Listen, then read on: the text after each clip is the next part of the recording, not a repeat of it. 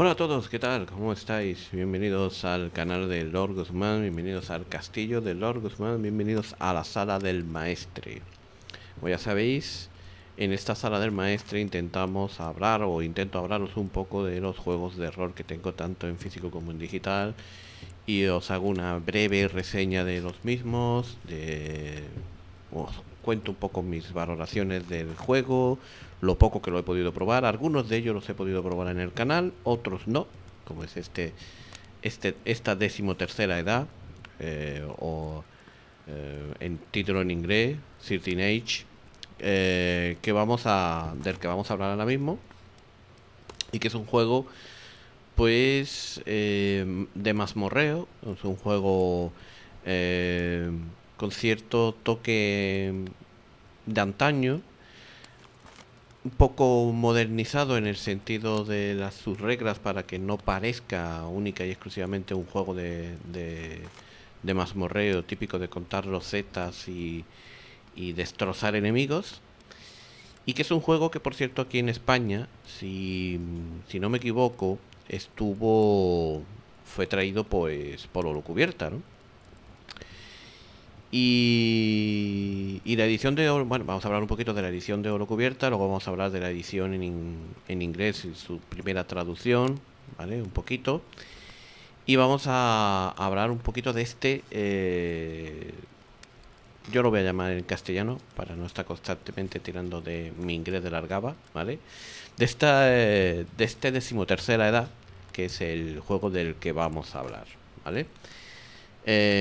Os voy a intentar yo tener el OBS ahí, pero tengo mis notas, no tengo más pantallas de... Estoy pensando que necesitaría una tercera pantalla. Una decimotercera pantalla iba a decir. Una tercera pantalla para tener mis notas aquí, el OBS aquí y el PDF allá para poder hacer este vídeo. Pero no es el caso, ¿vale?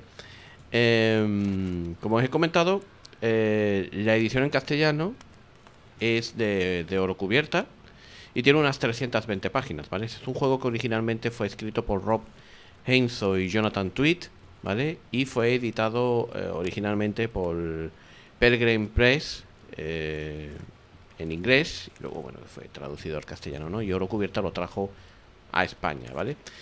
Es un juego que está encuadernado en tapa dura y a color, ¿vale? Y que creo que salió a un precio aproximado de unos 45 pavos, ¿vale? 44,95. Es un libro de Duñoneo que lo tiene todo incluido.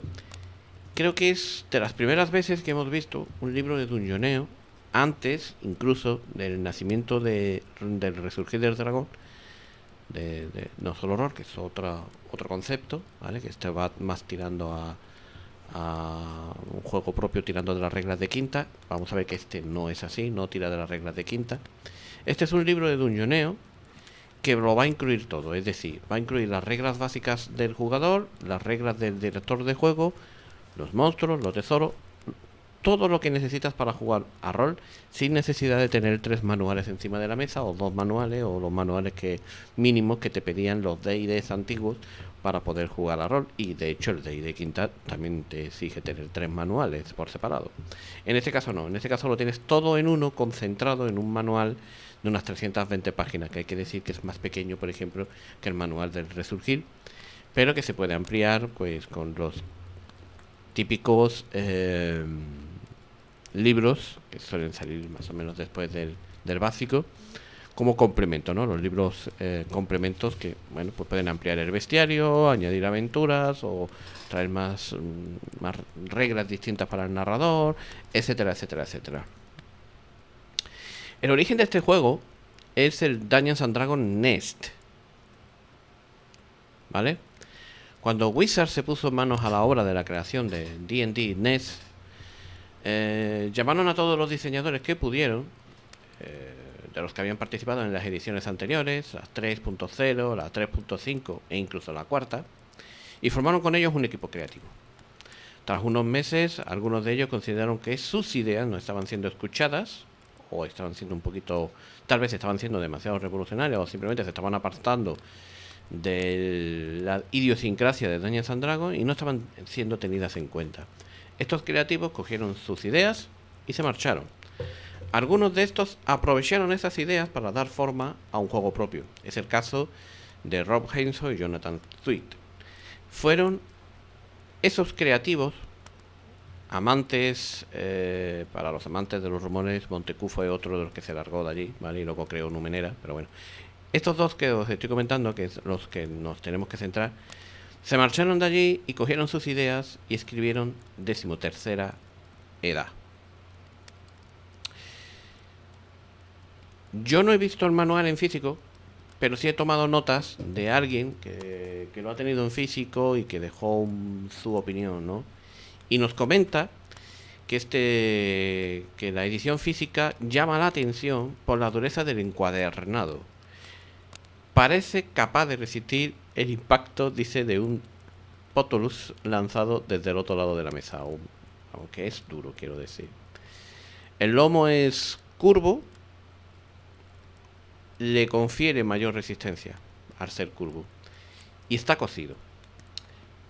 Si hubiera que decir que le falta algo de encuadernado, es un marcapágina de cinta rojo. Algo parecido a lo que hemos visto, por ejemplo, yo solamente lo he visto en un manual, que es el de Cult.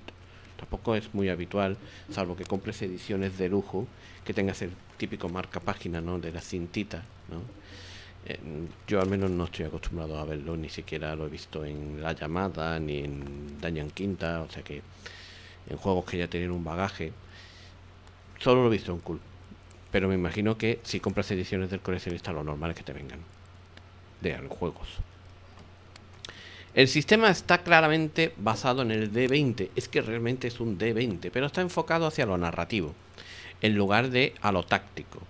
Lo que saca a este juego de esta línea de juegos D20, más de contar casillitas, mirar estrategias, etcétera, etcétera, etcétera. Están las razas tradicionales, los elfos de varios tipos, enanos, semiorcos, humanos, todos, ¿no? Y casi todas las profesiones habituales de cualquier juego de mazmorreo, como el bárbaro, el guerrero, el pícaro, el mago, etcétera, etcétera, etcétera, ¿no? Y las que no están en este manual aparecen en un suplemento que creo que también Holocubierta estaba trabajando, no sé si al final lo ha sacado ya, que es 13ª Edad Through Ways, ¿vale? Que yo me imagino que estará ya Holocubierta detrás de él. Si no lo está, pues no creo que tarde mucho. De hecho, lo vamos a comprobar, porque yo creo que los rumores que yo había leído por ahí es que Holocubierta estaba detrás de intentar publicar esta expansión. Yo lo veo en Pelgrane, pero no lo veo en Holocubierta. Así que a lo mejor no terminaron de meterse todavía, ¿vale? Pero en Pelgrane sí está. Si os metéis en pelgrane.com está el suplemento. No me sale en Holocubierta, así que me imagino que todavía no lo habrán sacado en Mecenazgo, que era una de sus ideas, ¿vale? Las mecánicas de juego toman mucho de la cuarta edición de Dungeons and Dragons. Es como una cuarta 4.5. Podría ser 4.5. Pero sí, tira sobre todo de cuarta edición, ¿vale? Se aparta de los aspectos como el equilibrio de clases. Cada clase de personaje tiene capacidades y funciones de una manera completamente diferente al resto de la clase. Y de contar los zetas, que eran los clásicos de cuarta, dejando de lado todo el aspecto wargame y centrándose más en la historia y en la aventura. Lo que más llama la atención son los iconos. Bueno, aquí tenéis este, por ejemplo, del lacado. A mí me mola muchísimo. Voy a ir dándole un poquito a las páginas para abajo. El mapa está muy, muy guapo.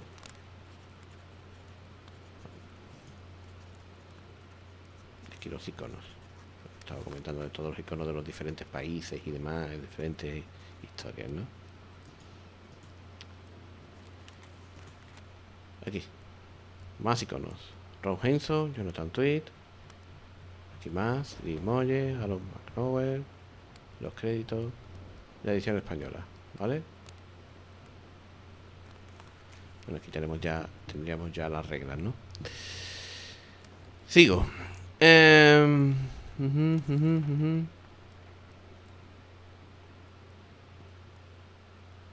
Los iconos, importante. PNJ del mundo ficticio por defecto en 13ª edad están basados en personajes estereotipados de los mundos de fantasía, a saber, el archimago, la reina de los elfos, el rey Liche, todos ellos factores de influencia en la ambientación. Por supuesto, si cambia la ambientación y narra tus aventuras, por ejemplo, en la Tierra Media, pues los iconos serían Sauron, Saruman, Gandalf, etcétera, etcétera. Está claro, ¿no? O si os creáis vuestra propia ambientación, que eso es muy recomendable siempre que juguéis un juego de fantasía. Si vuestra imaginación da para crear vuestra propia ambientación, siempre la vais a disfrutar más. Uno de los cambios más llamativos, por decir algo, con respecto a D&D 3. Lo que sea, o D&D cuarta, es la ausencia de habilidades, las cuales son sustituidas por trasfondos, muchos más genéricos, al estilo de lo ya visto en la Puerta de Ishtar. Cuando lleguemos a la reseña de la Puerta de Ishtar, os lo comentaré. Así los personajes no se definen por una lista de habilidades, sino por frases como guardabosques del bosque del rey o cazador de gamucinos, ¿vale? Por otro lado, en 13ª edad, el nivel de conjuro no indica sino el nivel de clase al que dicho conjuro puede ser lanzado. Si hay un conjuro de nivel 1, 3 o 5, que es mucho más intuitivo, si tú estás en nivel 1, lanzas conjuro de nivel 1, si estás en nivel 2, conjuro de nivel 2, etcétera, etcétera, etcétera. A nivel 5 de mago aprendes conjuro de nivel 3 en otras versiones de Dungeonera. Tal vez la principal pega que se le pone al juego es que cada clase de personaje funciona de una manera ligeramente diferente a las demás, siendo unas pocas más complejas que otras, y algunos dicen que más poderosas, porque pueden hacer más cosas. Eso, y que hay como una serie de niveles de dificultad, como si estuviéramos hablando de los videojuegos. Que esto sí bebe muchísimo de cuarta, porque cuarta estaba prácticamente diseñado como si fuese un videojuego. Es que es así. Estaba prácticamente basado como si fuese un videojuego. Voy a ampliar un poquito ahora, ya con opinión un poquito más mía y con otras notas que he apuntado mientras he ido preparando este vídeo reseña de lo que es 13ª edad, ¿vale? Yo creo que todo el mundo sabe que posiblemente la cuarta edición de Dungeons and Dragons es posiblemente la más decepcionante de todas. No por el sistema en sí, sino porque no cumplió con las expectativas. La de soporte que tuvo por parte de Wizard, no en vano es una de las grandes, sino la más grande, que no se llegó a traducir en interminables campañas y sesiones de puro gozo. Aparte de lo que hemos comentado, de que cuarta estaba muy enfocado como si estuvieseis jugando prácticamente un videojuego, y eso a muchos jugadores clásicos de mazmorreo, pues no les atrajo nada, ¿vale? Fue un intento que hizo Wizard, ¿vale?, para intentar devolver a Dungeons and Dragons a todos aquellos que estando en 3.5 habían evolucionado hacia Pathfinder y se habían marchado, ¿vale? Con el fracaso de cuarta, Wizard, como he comentado, intentó crear Dungeons and Dragons Next, que luego evolucionó y se convirtió en Dungeons and Dragons quinta, para un poquito para volver a atraer a todos esos jugadores que se fueron a jugar 3.5, la evolución de 3.5 en Pathfinder. Y con estos también se trajo a una serie de creadores, diseñadores de juego, para que aportaran sus ideas. Como ya he comentado, 2 de ellos se marcharon y se metieron en la 13ª edad, en Pelgrane Press, la editorial de Robin D. Lobbs. Esta se decidió a lanzar un juego de mazmorreo con muchas ideas trasladadas de tercera edición y algunas de cuarta. e incluso insertando algunas guindas de juegos más indies.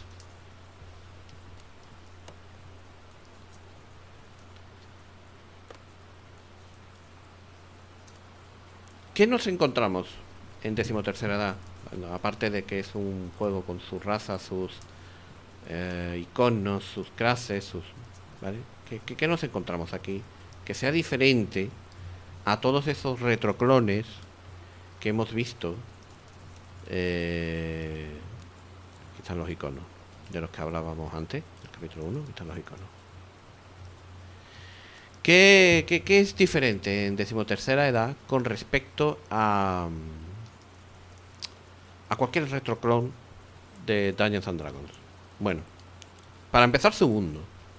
El mundo de decimotercera edad es de base un mundo donde hay 13 personalidades que compiten entre sí para influenciar el mundo por encima de las demás. Estas 13 personalidades se describen con los iconos que estáis viendo aquí, ¿vale? Que son el archimago, el destructor, la diabolista, el emperador, el príncipe de la sombra, la reina elfa, el rey enano, el rey exánime, la gran druida, la sacerdotisa, el gran Will dorado, el señor orco y los 3. Y luego te va a describir cada uno de ellos, ¿vale? Evidentemente estos personajes, a pesar de ser influyentes, no van a ser los personajes que vamos a llevar. Los personajes jugadores que vamos a interpretar pueden llegar a ser mucho más interesantes. Para empezar, cada personaje de este juego está definido por una particularidad única. Y cuando digo única, es que es eso, es que es única. El jugador, conjuntamente con el narrador, deben decidir un trasfondo que haga al personaje único dentro del mundo. Puede ser el hijo abandonado de la luna, un nuevo profeta de una deidad, un personaje de cuento de hadas, ¿vale? Que se haya hecho carne. Puñetero Gerard de Rivia, una versión de Gerard de Rivia, lo que se os pase por la cabeza, ¿vale? Algo único, algo distinto, que no estéis, que no tenga otro igual, ¿vale? Las posibilidades son ilimitadas y ya son una declaración de intenciones de que estamos ante un juego distinto a todos los juegos de mazmorreo y retroclones que hemos podido jugar en nuestra vida, ¿vale? Aquí, por ejemplo, estamos hablando de los archimagos, el destructor, la diabolista. Estos son todos digamos, los arquetipos, ¿vale? Tenemos al príncipe de la sombra, en fin, con sus... Esto es un poquito Jasmine, ¿no? La sacerdotisa, ¿no? Un poquito Jasmine de Disney. El rey orco, los 3, que son los dragones, ¿vale? Y aquí están los iconos, ¿vale? De aquí ya pasaríamos, yo creo, a esta imagen. Y de esta imagen pasaríamos ya a la creación de personajes, lo que estamos hablando, ¿no? De la creación de personajes. Seguimos.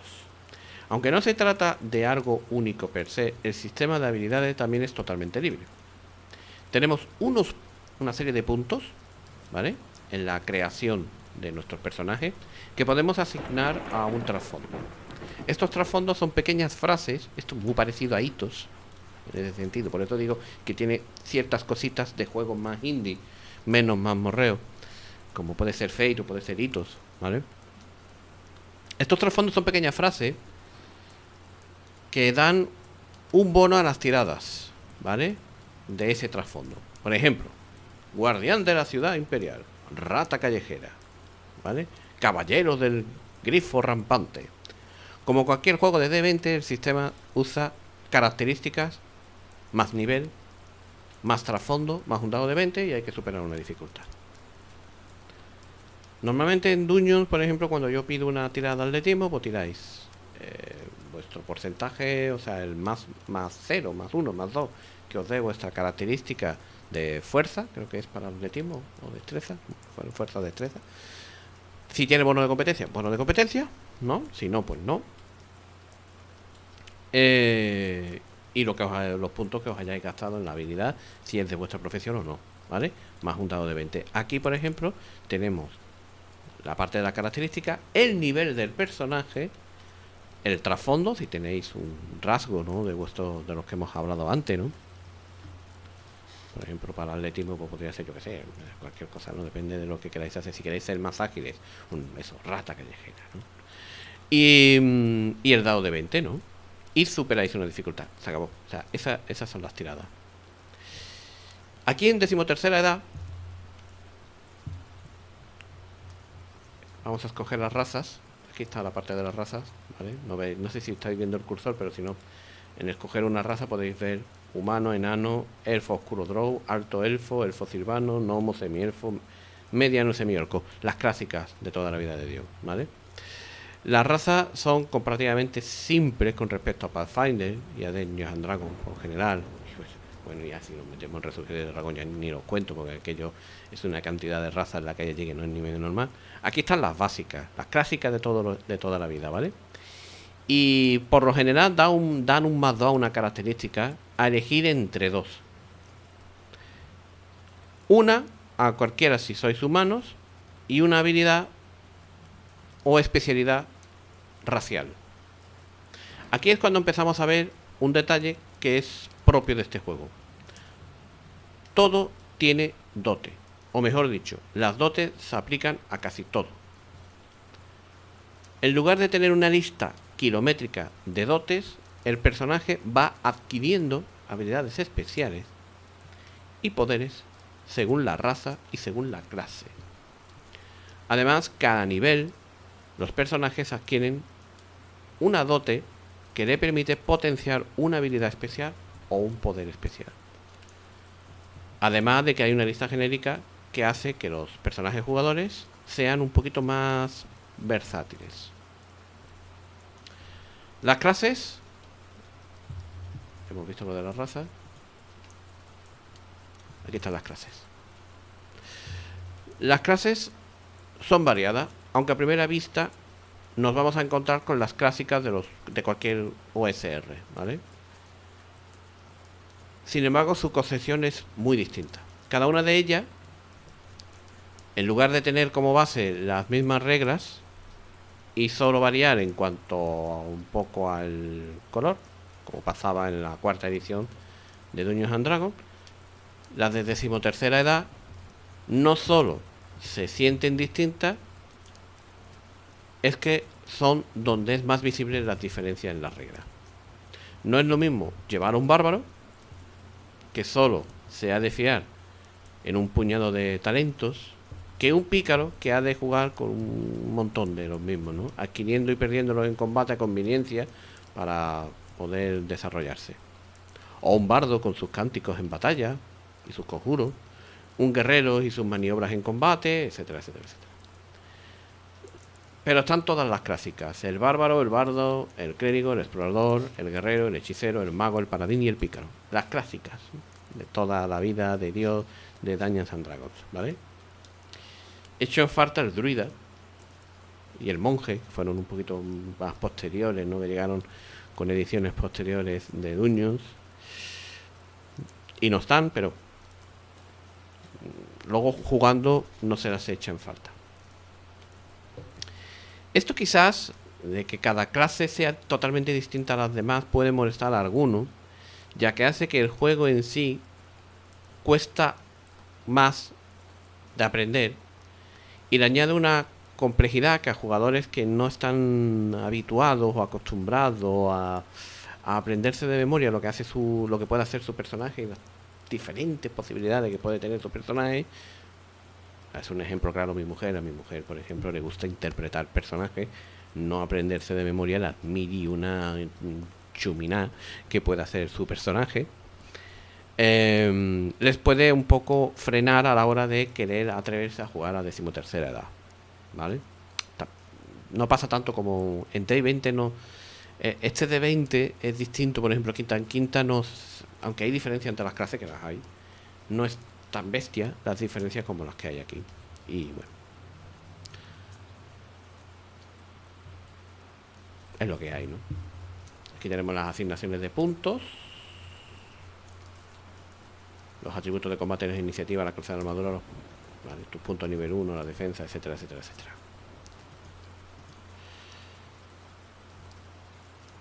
Vamos a ir un poquito. Os voy a bajar porque voy a empezar a hablaros ya la relación con los iconos, que esto ya es totalmente narrativo. Toda esta parte de cómo os lleváis con cada uno de los gobernantes, por así decirlo, la lista de proezas, en fin. Este juego tiene su complejidad, ¿eh? No es un juego de mazmorreo normal y corriente, sino que tiene su complejidad. Aquí tiene, como siempre, las tablas de equipo, ¿no? Vale, estos son consejos para los jugadores para crear buenas historias, el comunicarte, el no pisarte unos con otros. Aquí empiezan a hablar ya de las razas y demás, ¿no? Vamos a hablar del sistema un poquito. Como ya he hablado de él, el juego se basa en un sistema cuya tirada es características más nivel, más trasfondo, más un D20 y superar una dificultad al más puro estilo D20. O lo sería así si no introdujese el concepto Fail Forward, que traducido al castellano sería algo así como avanzar fallando. Tranquilo, no os pongáis nerviosos, lo explico. En este sistema, los fallos en las tiradas no significan que la acción se pare porque el personaje jugador haya fracasado estrepitosamente, sino que puede significar que surge una complicación o que este fracaso va a hacer un giro en la historia hacia algo inesperado. A los que seáis un poquito más avispados en estos tipos de juego, esto os va a recordar un poquito a Dungeon World y a un PBTA. Y es que bebe un poquito de eso. Un poquito. No es directamente un movimiento de PBTA, pero mueve un poquito de eso. Bebe un poquito de eso. Además de los trasfondos, una parte muy importante son los valores de alianza. Estos valores van de 1 a 3, que pueden ser tanto positivos como negativos y que indican su relación con los iconos del mundo. Esto lo hemos visto antes. Voy a volver para arriba. La mijita. Las tablas de proeza y todo lo demás son enormes. Aquí. Las relaciones, ¿vale? Del 1 al 3. ¿Vale? Los iconos están aquí y las relaciones ya sean positivas o negativas. 1, 2 o 3, ¿vale? Si relación positiva, conflictiva o relación negativa. Bien, intenta explicar esto porque a mí tampoco me quedó muy claro la primera vez que lo leí. Pero voy a intentar explicar esto un poquito para que hoy, al menos os vayáis de aquí con el concepto más o menos, por lo menos un atisbo, ¿no? Claro, ¿no? Como os he comentado, los valores de esta relación con los iconos, que son como los gobernantes del país, van del 1 al 3 y pueden ser tanto positivos como negativos. Indican cómo es vuestra relación con los iconos en el mundo. Al principio de la sesión se hace una tirada de alineamiento. ¿Os acordáis de los alineamientos de legal? Bueno, se hace una tirada. Y los jugadores pueden determinar si su relación con el icono, con el rey orco, o con el liche, tendrá que ver con la historia o les va a causar problemas. Es una mecánica que tiene potencial, pero es un poquito cansina y difícil de comprender. ¿Por qué? Porque te obliga un poquito a improvisar influencias, favores, desventajas en cada sesión. Al cabo de muy poco tiempo las ideas es muy probable que empiecen a escasear, salvo que vuestros jugadores sean muy imaginativos. Pero bueno, no deja de ser interesante y un intento de hacer algo distinto dentro de los juegos de mazmorreo. A mí me parece muy interesante que se dé siempre un giro para que no sea todos los retroclones exactamente iguales, sino que cada uno pues tenga su particularidad y su peculiaridad, ¿no? Y en este sentido, pues, oye, guay. Aquí están los iconos heroicos y los iconos malvados. ¿vale? Cómo te llevas con ello. Bueno, con respecto al combate, bueno, aquí estamos hablando de la iniciativa, de las proezas, bueno. Con respecto al sistema de combate, es relativamente parecido al de cuarta edición, en la concepción de las defensas en lugar de las tiradas de salvación. Los enemigos, para poder afectarnos, han de superar un número fijo que dependerá del tipo de ataque que nos quieran infligir. El daño que nuestro personaje hará se escala con el nivel. A más nivel, más daño soportamos y somos capaces de infligir más daño. Ya está. Y las defensas superadas pues son mayores. Es decir, si tú atacas a un personaje de más nivel, pues sus defensas son mayores. Básicamente es como un videojuego. Cuarta iba como un videojuego en el que tú ibas subiendo de nivel, te ibas asignando una serie de puntos y cada vez defendías mejor y atacabas mejor. Y si te encontrabas a un enemigo que tenía más nivel que tú, pues él tenía mejores defensas y mejor ataque. Precisamente es una de las cosas que menos gustaba a la gente de cuarta. Que se pareciera demasiado a un videojuego, pero funciona exactamente así, ¿vale?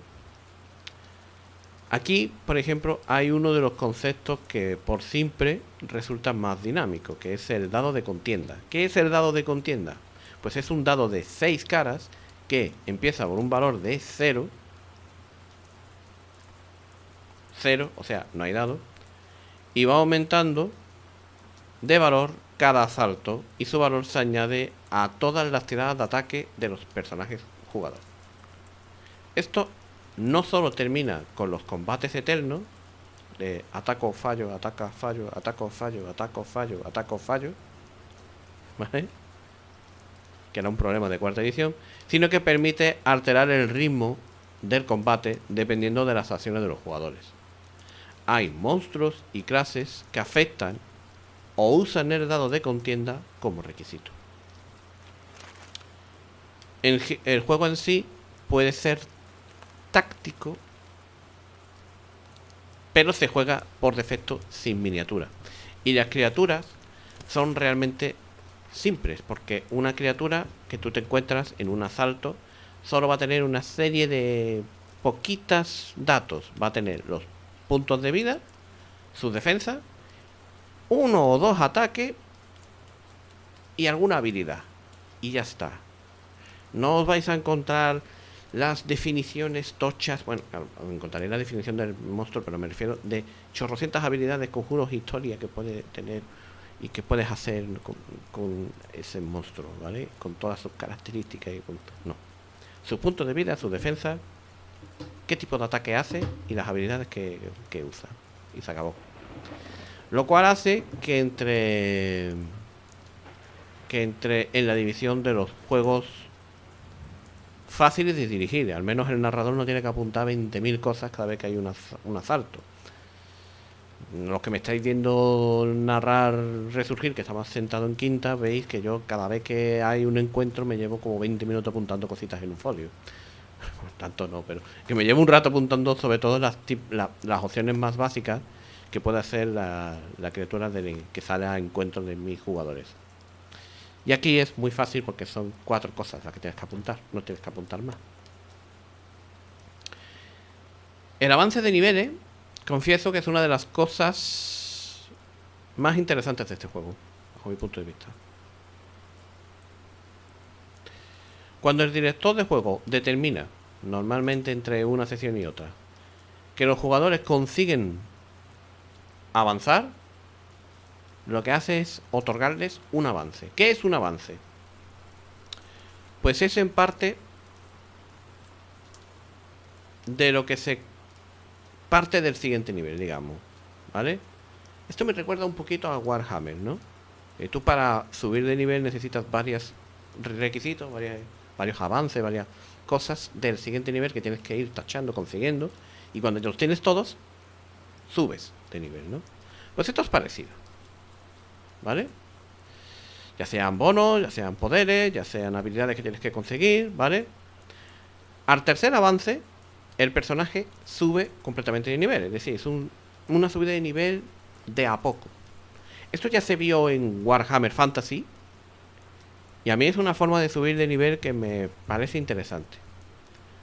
Es un avance realmente gradual. No te quedas estancado en tu nivel todo el tiempo. Vas viendo cómo el personaje va avanzando poquito a poco.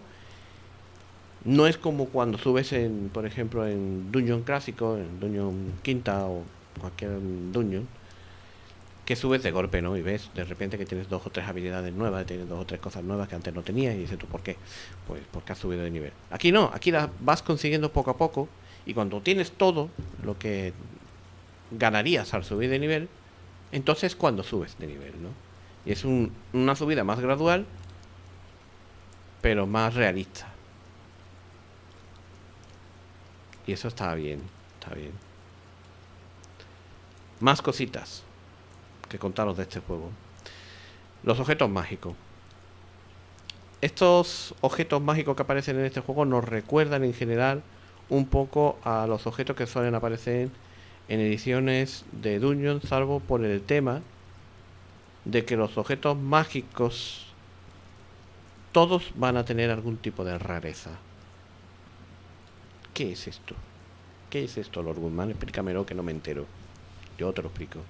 Estas rarezas se manifiestan en el personaje que porta el objeto. Suelen ser cosas que afectan tanto física como mentalmente al personaje. Si el personaje porta más objetos auténticos como su nivel, se va a ver afectado por las manías de todos ellos. Puede ser desde las cosas más variopintas, que un objeto te provoque que tu personaje se vuelva sonámbulo, o que tenga un poquito de verborrea, diarreica, ¿no? Y que hable por los codos y que lo que suelte sea mierda y inconscientemente le diga la verdad o le diga lo que piensa todo el mundo, aunque sea malo. No sé, lo podéis rodear de muchas maneras diferentes. E incluso pueden ser cosas físicas como por ejemplo que un objeto haga que tu personaje pues empiece a cojear levemente o le salgan cada 5 horas una serie de sarpullidos en las partes que te haga rascar. Cosas así, ¿vale? Esto le da un toquecito de color. Sobre todo, ayuda también a estos narradores que hemos tenido que sufrir, a esos jugadores que atesoran y atesoran material. En algunos casos les viene bien tenerlo, en otros no, ¿vale? Y que llevan una carretilla prácticamente de objetos, de los cuales usan dos, simplemente por la ansia viva, ¿no? El ansia viva, ¿no? De querer tener cosas, ¿no? Pues este juego pues te da esa mecánica graciosa de los objetos mágicos que pueden ser muy interesantes de interpretar en una partida de rol. ¿Qué más tenemos? Pues tenemos una ambientación básica en la cual vamos a tener que poner las pinceladas nosotros. Es decir, no. En estas 320 páginas, no creáis que vais a encontraros, y ahí avanzando un poco, no creáis que os vais a encontrar una ambientación súper elaborada. Tenemos la raza, las clases, salen los Tiflin también, ¿eh? Están las clases como cualquier juego de Dungeons and Dragons, con los avances, etcétera, etcétera. Explorador, es que son muchas, ¿eh? Y ya en más de la mitad del manual es la creación del personaje, las razas y todo, sus avances y todo. Es que así. Entonces tampoco les ha dado para tener una ambientación, para poder poner aquí la madre de todas las ambientaciones, que está el combate, las acciones especiales, los ataques, en fin. Del combate hemos estado hablando ya, lo cual aquí viene lo de dirigir la partida. Y más o menos por aquí ya vendría hablándote un poquito de la ambientación. Si veis hasta la página 180 y... por lo que estoy viendo, hasta la página 180 y ya es 179, 180, no empezamos a hablar de concepto de dirigir. ¿vale? No empezaría lo que viene siendo el libro única y exclusivamente del narrador. Y aquí, bueno, pues te va a hablar un poquito de aquí, de eso, de las relaciones que tienen con cada uno de ellos, que viene en la tablita. Os va a dar consejos de narración y creo que la ambientación más o menos te la van a contar un poquito por aquí.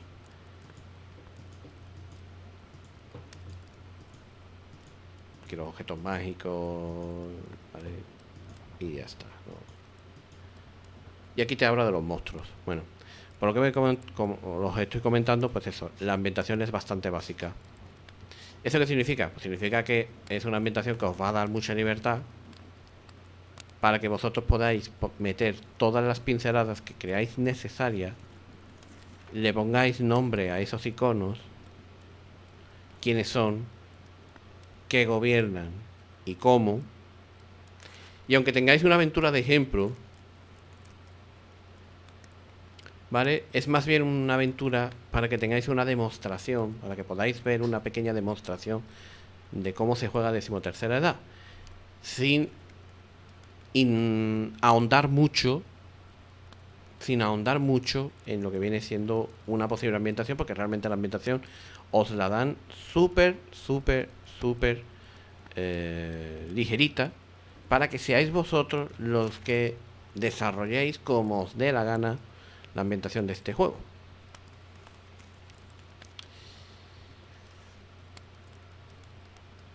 Para mí, lo mejor, bueno, es un juego. Aquí están todos los monstruos. Tipo de ataque, ¿vale? En fin.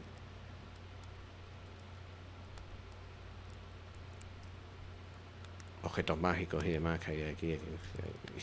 Es que es enorme. Es que el juego es enorme. A ver, los puntos buenos que yo le veo a este juego. Y ya vamos a ir con esto más o menos poniendo el cierre a este vídeo.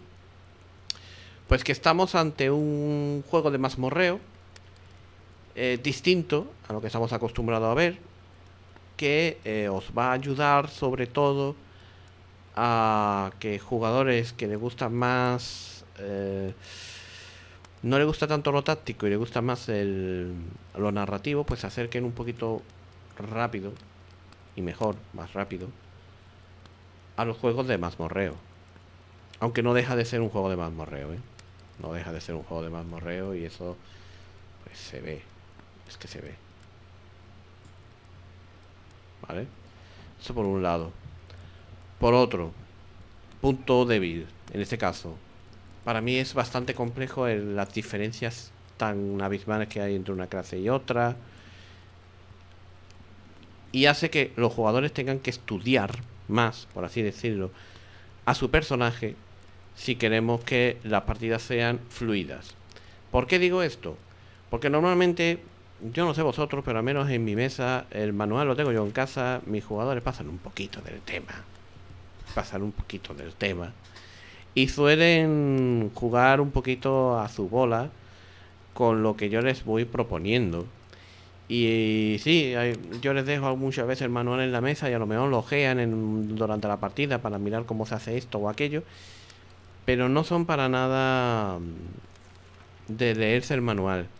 Eso es algo que no debería de ser así. Los jugadores también deberían de leerse el manual, al menos la parte que pueden leerse ellos, hasta la parte del director, y el resto se lo tienen que dejar al director, para que las sesiones sean más fluidas. Este juego, si no se hace así, si no hacemos esto, los jugadores no están ayudando y puede hacer que el juego se trabe, se haga complicado, porque tiene muchas mecánicas nuevas, porque tiene unos personajes con una serie de complejidades, porque ya he dicho que cada personaje es distinto a los demás, etcétera, etcétera, etcétera. ¿Recomiendo que se juegue? Sí, si os gustan los juegos de mazmorreo y queréis probar algo distinto, que además mezcla cosas de distintos tipos de juegos. Joder, claro que sí, probadlo. Además, creo que os vais a llevar una sorpresa bastante grata con este juego en concreto. Con lo cual yo os recomendaría que lo probarais. Que lo probarais. Siempre voy a recomendar que probéis juegos de rol. Ya depende de vuestro gusto. Si no sois muy amante de los juegos de mamorreo, pues a lo mismo no deberíais de probar otras cosas, ¿no? Pero si sois amantes de los juegos de mamorreo, yo le daría una oportunidad. Esa es mi opinión. Y hasta aquí mi reseña de 13ª edad. La próxima que haré será la de 1801 casos en la oscuridad, que es un juego pues que tengo ganas de hacer una buena reseña de él por la persona que lo creó, que me parece que hizo un trabajazo, y el juego es bastante interesante y creo que os va a gustar, aunque es cierto que es la complejidad de regla de 1800 o un caso en la oscuridad, pues puede ser que a gente que le gustan los juegos más ligeros no les guste, pero yo creo que su ambientación merece mucho la pena y os lo traeré en el próximo vídeo de la sala del maestre. Yo por mi parte me retiro aquí. Volveremos a vernos en el próximo vídeo de la sala del maestre. Muchísimas gracias por verme. No os olvidéis, sí, no os recordéis, no os olvidéis de compartir este vídeo si os ha molado, que le deis a like si os ha molado la reseña, que os suscribáis si no lo estáis y queréis apoyar a este humilde rolero, y nos vemos en próximos vídeos de la sala del maestre. Muchas gracias a todos por seguirme y por estar ahí un día más. Hasta la próxima. Adiós.